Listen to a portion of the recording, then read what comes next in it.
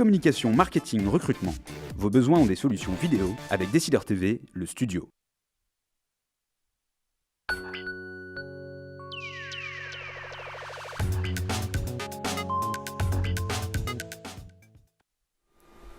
Bienvenue dans les Décideurs de l'Emploi. Nous sommes en direct sur Décideur TV et MyTF1 News. Comme chaque mardi, nous donnons la parole aux recruteurs et aux professionnels du marché du travail. Et aujourd'hui, j'ai le grand plaisir de recevoir Yves Grandmontagne, directeur des ressources humaines de Microsoft France. Yves Grandmontagne, bonjour. Bonjour et merci de me recevoir. Je vous en prie. Selon Peter Lee, le directeur de la recherche de Microsoft Monde, la firme de Redmond travaillerait depuis 4 ans à la conception d'un ordinateur quantique, une machine qui révolutionnerait les ordinateurs puisqu'elle aurait une puissance de calcul bien supérieure aux ordinateurs actuels. Alors la rupture technologique, c'est le nerf de la guerre dans cette industrie informatique, Yves Grandmontagne. Et nous allons donc nous poser la question dans ce Décideur de l'Emploi, quel talent pour rester dans la course technologique ? En effet, face à un rythme de l'innovation et un cycle des produits de plus en plus court, attirer les talents devient un enjeu stratégique. Mais avant de rentrer dans le cœur du sujet, j'aimerais que vous nous rappeliez quel est le métier de Microsoft. Parce qu'on peut se dire, voilà, c'est un fabricant de micro-informatique, c'est un fabricant de software, de logiciels, ou même est-ce que finalement ce n'est pas une entreprise de services avec notamment le cloud, le big data ? Qu'est-ce que c'est Microsoft ? Alors c'est une très bonne question parce que l'idée que tout le monde peut avoir spontanément, c'est que c'est par les produits qu'on connaît un éditeur de logiciels. C'est oui un éditeur de logiciels, mais c'est bien plus que ça, c'est tout ce que vous avez mentionné. C'est une entreprise qui aujourd'hui se situe sur 2 fronts, je dirais, on pourrait le développer, mais c'est bien évidemment vendre des solutions, des services, que ce soit aux entreprises ou aux particuliers, et de plus en plus également vendre des produits mobiles, des devices, comme on dit en bon français, des devices, c'est-à-dire des téléphones, des tablettes maintenant, et puis évidemment d'autres produits tels que la Xbox qui sont plus anciens. Mais l'idée de Microsoft aujourd'hui, c'est d'être présent sur une palette très large de segments, et sans doute un des acteurs majeurs sur autant de segments d'activité dans le monde du numérique. Alors, dans ce monde du numérique, on l'a vu, la course à la technologie est importante. Quels sont les talents que vous recherchez ? Alors les talents qu'on cherche du fait de la diversité de nos activités, ils sont par définition extrêmement divers. On cherche des talents dans les domaines techniques. On cherche, donc là on parlera des métiers d'ingénieurs, que ce soit des consultants, des architectes informatiques, bien qu'on prononce de plus en plus le mot plutôt numérique, qui est plus large. On va chercher bien évidemment également des personnes dans les ventes, mais dans les ventes auprès des entreprises de toute nature, auprès également indirectement du grand public. On ne vend pas directement au grand public, mais via les réseaux de revente ou de distribution. Et puis on va chercher, comme tout employeur sur le marché, des fonctions dites support, en passant également par les fonctions marketing, mais également les fonctions de support traditionnelles que sont l'informatique lui-même pour Microsoft, qui en utilise aussi, mais également les ressources humaines, le juridique, la finance, etc. Alors, où trouvez-vous ces compétences ? Je rebondis sur une question de Raphaël. Vous le savez, les internautes ont le droit à la parole dans nos émissions. Raphaël demande, faut-il venir de l'IT, de l'informatique, pour travailler chez Microsoft, ou accueillez-vous des transfuges d'autres secteurs ? Alors je dirais, par définition, on va recruter plus spontanément des personnes venant de l'informatique, mais pas seulement et de moins en moins. C'est-à-dire qu'on va tâcher de diversifier le plus possible nos parcours. On ne cherche pas des diplômes. Évidemment, le diplôme aide, mais ce n'est pas en aucune manière le critère de recrutement. On recherche des compétences et des personnes qui vont ajouter quelque chose de nouveau à notre entreprise. Donc on va recruter des écoles d'ingénieurs, des personnes ayant un background d'ingénieur dans l'informatique ou non dans l'informatique, mais également des personnes ayant des parcours totalement différents. Si je me réfère à une tendance qui est une tendance assez forte aujourd'hui de Microsoft, qui est d'aller vers ce qu'on appelle le retail, c'est-à-dire la distribution de nos produits auprès du grand public, eh bien, on va aller chercher des compétences de personnes venant de sociétés totalement différentes, telles que, je vais vous citer, Procter & Gamble, L'Oréal ou autres sociétés qui sont très présentes sur ce marché et qui ont une expérience plus ancienne que la nôtre, Microsoft, sur ses compétences. Vous allez en effet, selon les métiers, les chercher là où ils sont réputés les meilleurs. Vous avez cité effectivement Procter & Gamble, reconnu C'est pour un exemple, sa compétence marketing. C'est un exemple, on aurait pu citer Unilever et plein d'autres. Sur les profils scientifiques, est-ce que vous retrouvez facilement les bonnes recrues? Voilà, on entend souvent parler d'un déficit d'attraction des filières scientifiques. Il se trouve que ce matin, les bacheliers scientifiques travaillaient sur l'épreuve de physique-chimie. Il y a une désaffection néanmoins, je le disais. En 10 ans, le ministère de l'Enseignement supérieur et de la Recherche a noté que le nombre d'étudiants s'inscrivant dans une filière scientifique avait diminué de 10%. Également, le Comité national de la recherche scientifique se réunissait mercredi dernier justement pour discuter de la crise de l'emploi scientifique. Alors, est-ce qu'une entreprise comme Microsoft a un rôle à jouer dans ce domaine? Est-ce que vous agissez pour redonner de l'enthousiasme sur les matières scientifiques? Alors, on va y contribuer, je dirais modestement. Nous ne sommes qu'un acteur parmi beaucoup d'autres, mais ce que l'on fait, c'est qu'on fait autant qu'on puisse, concrètement s'y consacrer, la promotion des métiers de Microsoft et les métiers de l'ingénierie qui sont importants chez nous auprès des écoles, auprès des grandes écoles, mais aussi de plus en plus auprès des jeunes et même des primaires, puisqu'on a créé chez Microsoft ce qu'on appelle la classe immersive, qui est une espèce de classe expérimentale autour du numérique, qui préfigure ce que serait l'enseignement dans quelques années à tous les niveaux, de la maternelle jusqu'à la terminale. Et donc, on en fait la promotion et on attire chez nous, dans nos locaux, des classes. Vous verrez, si vous venez chez Microsoft, vous verrez des petits dans l'entrée. Parfois, vous vous demanderez ce qu'ils font là, mais ils viennent visiter cette classe immersive pour s'initier au digital aujourd'hui et à l'enseignement de demain. Et on a également une action importante de manière générale auprès des grandes écoles, évidemment, pour se faire connaître, mais aussi pour promouvoir les métiers en général et en particulier aussi auprès de la population des femmes, puisque nous pensons qu'il est vital de faire connaître ces métiers comme étant des métiers qui ne sont pas exclusivement, qui n'ont aucune raison d'ailleurs d'être exclusivement masculins. Alors, vous faites bien de le rappeler. Et justement, on parlait tout à l'heure de est-ce que vous allez rechercher dans d'autres secteurs. Vous-même, vous venez du monde de la pharmacie. Vous êtes même diplômé de l'école vétérinaire. Vous avez une formation de vétérinaire. Et puis ensuite, vous êtes orienté dans l'industrie pharmaceutique. Voilà. Vous avez été notamment DRH de Pfizer. Pourquoi être aller dans l'informatique, déjà ça peut être intéressant. Et ensuite, est-ce que justement sur ces profils scientifiques, vous allez les chercher dans d'autres domaines des sciences? Alors, peut-être en quelques mots sur mon parcours, j'ai souhaité, moi, non pas quitter, mais j'ai souhaité m'ouvrir à d'autres secteurs d'activité que celui dans lequel j'avais opéré pendant de nombreuses années. Et j'ai pu le faire parce que j'avais un métier. J'avais un métier qui n'était pas attaché particulièrement à un secteur d'activité. Fonction support, absolument. On peut plus facilement... Alors, c'est pas toujours facile d'ailleurs, parce qu'on étiquette beaucoup les gens, donc c'est aussi un enseignement à tirer, c'est qu'il faut faire savoir, faire comprendre son parcours. Là, je m'adresse plutôt aux candidats qui seraient dans une situation similaire.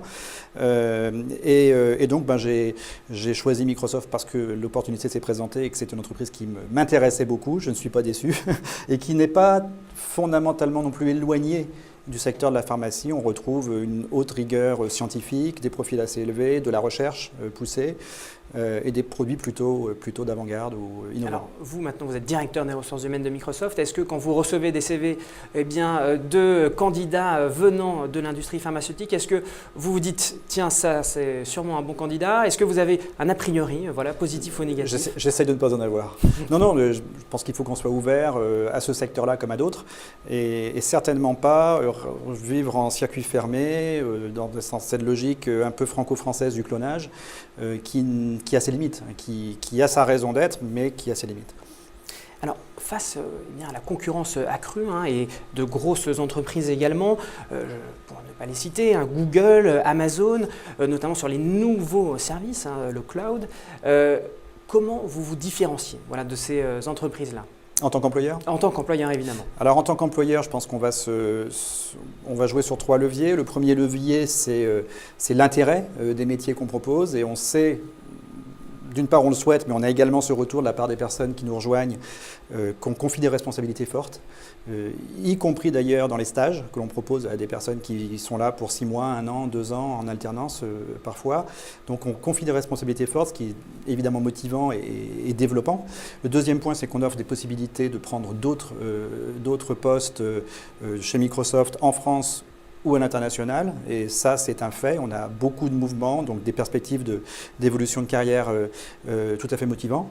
Et puis le troisième point auquel on ne pense pas forcément, c'est que nous travaillons aussi beaucoup sur la qualité de l'environnement de travail dans lequel on se situe, que ce soit la qualité des locaux, mais aussi la façon dont on organise le travail chez nous en termes d'interaction, de communication, d'autonomie, de flexibilité, etc. Alors, on va en revenir là-dessus plus en détail, mais avant, je me fais le porte-voix de Joséphine qui vous a entendu sur les femmes, puisqu'elle demande quelle place pour les femmes chez Microsoft. Voilà, si vous pouvez peut-être un peu plus détailler. Alors, je dirais de façon générale, la même place que les hommes, c'est-à-dire qu'on essaye comme je disais, de développer l'attractivité de Microsoft auprès des femmes. Nous essayons aussi d'augmenter, alors on ne sait pas donner un objectif de parité, peut-être qu'on y viendra d'ailleurs, puisqu'on ne pensait pas que ce soit possible, étant donné les distorsions qu'on a en termes de formation dans les écoles d'ingénieurs notamment, il y a peu de femmes encore. Aujourd'hui, est-ce que vous avez peut-être des chiffres sur le ratio homme-femme chez Microsoft? Oui, tout à fait. Donc on évolue depuis quelques années de 1 à 2 points de représentation tous les ans de plus chez les femmes. Alors ça paraît peu, mais c'est beaucoup. C'est-à-dire qu'on est passé en quelques années de 26% à aujourd'hui 32% de femmes, et 32% de femmes surtout très bien réparties. Enfin, on contrôle les évolutions de carrière, on contrôle les recrutements, on fait en sorte également, on a un œil très attentif au départ pour voir si l'environnement de travail qu'on propose se prête tout aussi bien aux femmes qu'aux hommes en termes de contraintes personnelles. Et on a la grande satisfaction d'avoir à peu près 30-35% de représentation des femmes de façon uniforme à tous les niveaux de responsabilité. Pas tout à fait bien réparti en termes de métiers, puisque dans les métiers de l'ingénierie, on a un taux de femmes encore inférieur, mais on travaille en tout cas à le développer et à mettre en shortlist, qu'on appelle en finale de recrutement, d'avoir systématiquement des femmes qui soient là, et on recrute encore une fois, que ce soit bien clair sur les compétences, mais en se donnant les moyens d'avoir comme candidats et candidates les meilleurs en finale. Alors, vous parliez d'environnement de travail. On recevait donc hier dans la Tribune des décideurs, notre émission du lundi, Gérald Carsanti, PDG de HP France, Hewlett-Packard, et il nous disait, voilà, je rencontre tous les jours des jeunes patrons d'entreprises, jeunes et moins jeunes d'ailleurs, de start-up qui sont en train de révolutionner des filières entières, et nous, gros mastodontes, nous devons nous réinventer, revoir nos méthodes de management, l'accès au marché, instiller, nous disait-il, à l'intérieur des grands groupes, un esprit start-up. Qu'est-ce que vous en pensez? Je ne peux être que d'accord avec ce que dit Gérald Carsanti, puisque c'est précisément ce que l'on tente de faire. Je pense qu'on a des succès, on a encore beaucoup de choses à faire. Et notamment, je reviens sur cette question le souci que l'on a de ce qu'on appelle l'environnement de travail, cette culture que l'on veut maintenir et même encourager chez Microsoft de prise de responsabilité, d'autonomie dans l'organisation de son temps, de ses priorités, de son lieu de travail. Enfin, c'est autant de choses qui sont peut-être innovantes, même si elles sont pleines de bon sens. Alors, on parle évidemment très souvent de la génération Y, voilà, souvent qu'on peut décrire qui privilégie plus la collégialité et le développement personnel, souhaite avoir un bon job mais du temps libre. Est-ce que vous avez un programme spécifique pour ces gens? Déjà, qu'est-ce que vous pensez de cette notion de génération Y? Alors, ce que j'en pense, c'est que... Alors, je suis d'accord et pas d'accord, c'est-à-dire sur ce qui est dit. C'est-à-dire que je suis d'accord sur le fait qu'il y a une génération qui a des aspirations, des modes de communication, des accès évidemment au digital, qui de plus est notre métier, qu'ils ont connu depuis tout petit. Donc ça modifie beaucoup de choses dans leurs aspirations, leur façon de travailler. Ayant dit ça, pour autant, je n'en tire pas des conséquences quant à leur niveau de motivation ou quant à leur niveau de travail, leur investissement. Je pense que ce sont des personnes qui sont tout autant investies ou non investies, mais que les générations précédentes. Maintenant, qui vont aspirer à des modes de relation, à des modes de management, à de la prise d'initiative différente de ce que l'on faisait il y a encore quelques années. Mais ce qui est intéressant, c'est de voir que ces aspirations-là sont effectivement assez marquée dans cette génération-là, mais pour d'autres raisons sociétales et parce que le digital s'impose à tout le monde, on observe les mêmes aspirations, alors dans une moindre mesure, dans toutes les générations qui travaillent chez nous et dans toutes les générations que l'on rencontre à l'extérieur. Alors vous parlez de solutions numériques, justement indépendant bien de ces aspirations, c'est la flexibilité au travail, et comment vous la favorisez chez Microsoft? Alors disons que chez Microsoft, on a sur la question de la flexibilité un atout, c'est que la très grande majorité de nos salariés sont des cadres. Et qu'à ce titre-là, ils ont cette capacité en termes d'organisation légale de leur temps de travail, de gérer leur temps, de gérer leurs priorités, et même, puisqu'on leur donne cette possibilité-là, de gérer leur lieu de travail. Donc la flexibilité, ça veut dire quoi? C'est une notion qui finalement est plus flexible par définition que la notion de télétravail. Oui. Je rappelle le point, le télétravail, on le pratique aussi pour une petite partie de nos salariés, mais les 90% autres sont en flexibilité. En télétravail, vous prédéfinissez les jours travaillés, parce que le métier... Qui est concerné par le télétravail? Là, ce sont des ingénieurs support qui passent 2 ou 3 jours chez eux pour travailler, parce que leur métier s'y prête et qu'on peut prédéfinir que le mardi, le mercredi, par exemple, ils vont être chez eux. Ils passent le reste de leur temps soit au siège social, soit chez les clients. Et puis pour les autres métiers chez qui on ne peut pas dire de façon prédéfinie qu'ils vont travailler le lundi, le mardi ou le mercredi chez eux, on donne cette possibilité de le faire à des conditions bien évidemment de bon sens, qui sont que le manager soit au courant et OK, et que les contraintes du jour s'y prêtent. Mais on peut faire beaucoup de choses à distance, y compris des réunions, y compris... C'est-à-dire qu'un employé peut demander à son manager, voilà, ça sera au cas par cas, de manière ponctuelle, voilà, cet après-midi, je voudrais travailler de chez moi. Absolument. Voilà, et si ça s'y prête, si évidemment on reçoit un client et qu'il est essentiel de le rencontrer physiquement dans nos locaux ou chez... Voilà, on va le faire. Il sera et ça, c'est quelque chose qu'en effet, les managers sont prêts à entendre et accordent finalement facilement si...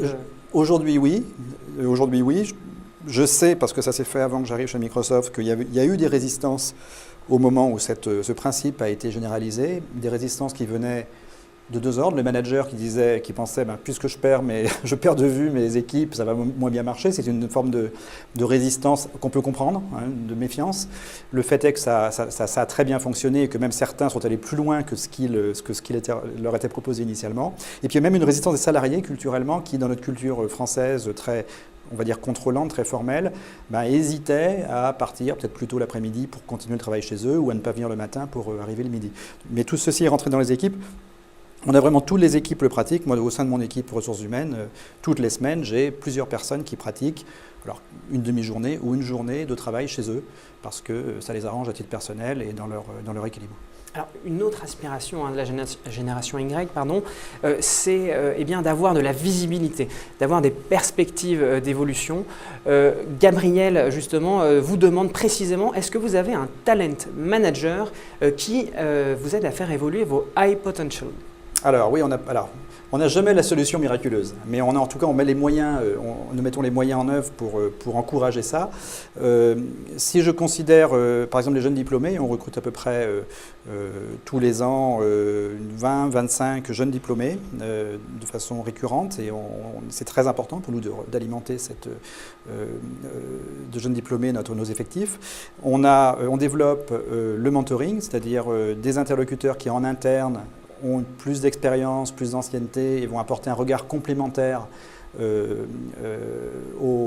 à la façon de travailler, aux priorités, au développement des jeunes qui nous rejoignent. Et puis, on va investir le manager, donc le hiérarchique de ces personnes d'un rôle de développeur pour avoir des conversations régulières sur ce qu'il est envisageable de faire, que ce soit en termes de mobilité, que ce soit en termes de formation, que ce soit en termes d'implication sur des projets, enfin tout ce qui contribue au développement. Il n'y a pas que la formation, ça c'est une idée préconçue. Et puis alors, à côté de la formation, justement, oui. Qu'est-ce qu'il y a alors? La formation, ça peut être de tous ordres. C'est-à-dire que si je considère les programmes MAC, qui est le nom de notre programme de jeunes diplômés chez Microsoft, MAC, M-A-C-H, ce sont, je le précise, voilà, c'est un programme qui a maintenant une 12aine d'années d'ancienneté, qui est un programme mondial. Eh bien, ils sont pendant 2 ans, ces jeunes qui nous rejoignent intégrés dans un programme mondial, ils vont assister à des formations interculturelles au sein desquelles différents pays seront représentés. Ils vont être pris en charge par la filiale dans certains programmes. Ils vont également être exposés sur des projets. Enfin, on va faire en sorte de les mettre en situation la plus favorable possible pour connaître l'entreprise, apprendre leur métier et se développer. Alors, vous parliez de formation interculturelle. Il se trouve que la semaine dernière, eh bien, nous avons traité du management étranger, comment sont perçues les filiales françaises d'entreprises étrangères, donc installées en France. Eh bien, il en ressortait qu'il y avait plutôt un point de vue positif des salariés français. Vous êtes évidemment la filiale d'un groupe américain bien connu, fondé par Bill Gates et Paul Allen. Est-ce que vous diriez que Microsoft France, c'est un management américain ou finalement assez franco-français? Là aussi, je dirais que c'est les deux. C'est bien évidemment un management très teinté américain, puisque nous nous inscrivons dans un fonctionnement global de l'entreprise, c'est-à-dire on aura des objectifs qui sont du même ordre que ceux de nos voisins, quels qu'ils soient dans le monde, des autres pays voisins. Nous aurons beaucoup d'interactions avec la maison mère, qui est basée à Seattle, donc à Redmond exactement, à proximité de Seattle aux États-Unis. Tous les employés chez Microsoft sont d'une façon ou d'une autre intégrés dans un tout, c'est-à-dire qu'ils connaissent beaucoup de leurs homologues à travers le monde, dans d'autres pays. Et puis, ayant dit ça, donc on a des process qui sont propres à des grandes entreprises en général et américaines en particulier.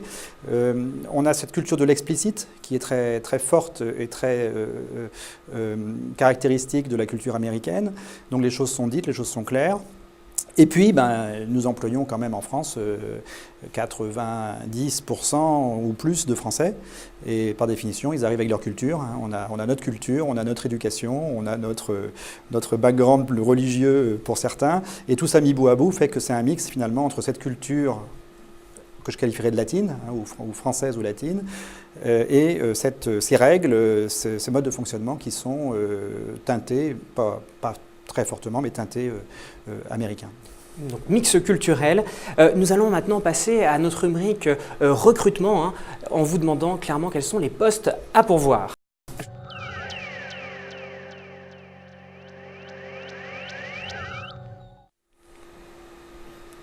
Alors, Yves Grandmontagne, quels sont les recrutements prévus sur l'année 2014 ? D'accord.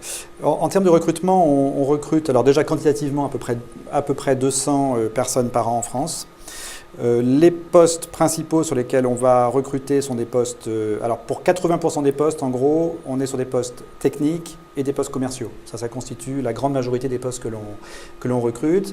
Les postes techniques qui sont majoritaires sur ces 80%, ce sont des postes d'ingénieurs, essentiellement avec des backgrounds d'ingénieurs, informatiques ou non d'ailleurs, on ne demande pas forcément des ingénieurs spécialisés systématiquement, mais on va retrouver des consultants techniques, on va retrouver des architectes, des ingénieurs réseau, etc. Et puis sur les ventes, des personnes qui seront en vente directe B2B, donc vers des entreprises, ou des personnes qui auront des capacités de vente vers des distributeurs à destination du grand public. Alors, vous parliez de jeunes diplômés. Est-ce qu'il y a un salaire d'embauche sur lesquels sont embauchés les jeunes diplômés ? Oui, alors le salaire d'embauche, il est variable, mais il va se situer autour de 40 000 € par an, ce qui est très compétitif.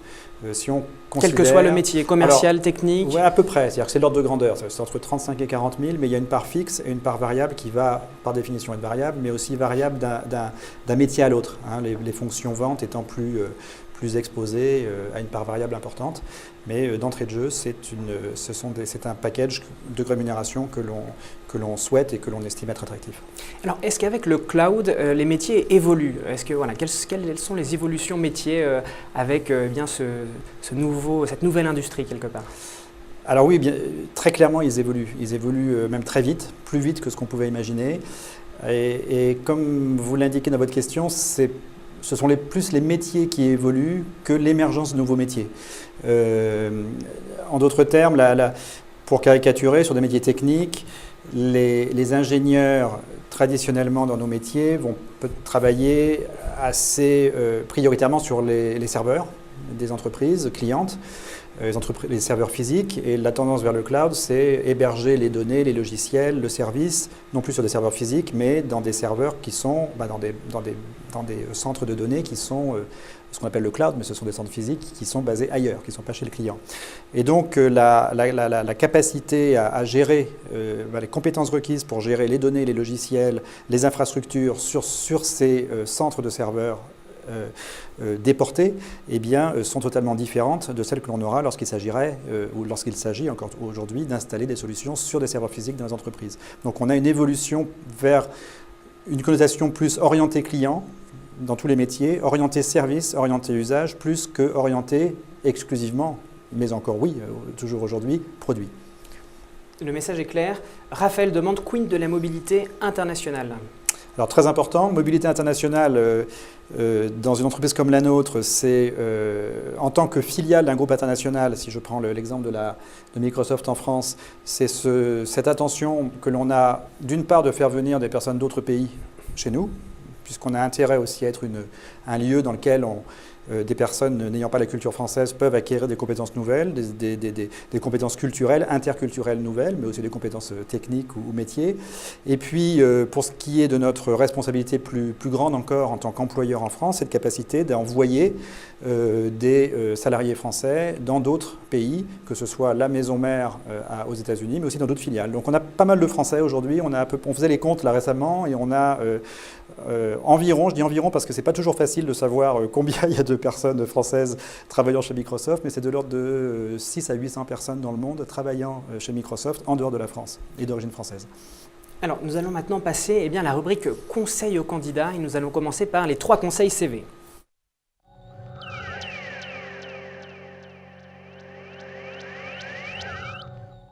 Alors, Yves Grandmontagne, voilà, quels seraient les 3 conseils CV que vous pourrez donner à de potentiels candidats voulant travailler chez Microsoft? Des conseils de bon sens, je pense. D'abord, soyez synthétique. Un CV est lu très rapidement. Donc, ayez en tête que cette lecture très rapide, en tout cas cette première lecture très rapide, doit donner une idée assez juste de votre parcours et également de vos aspirations. Le deuxième point, il paraît anecdotique, mais il ne l'est pas.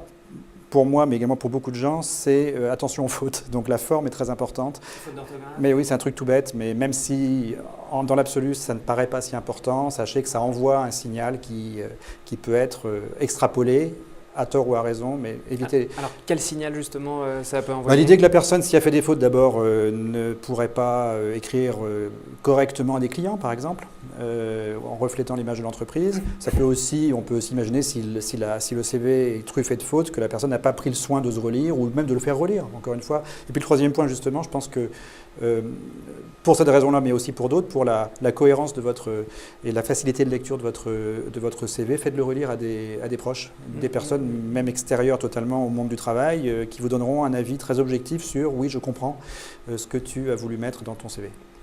On va maintenant passer aux 3 conseils entretien.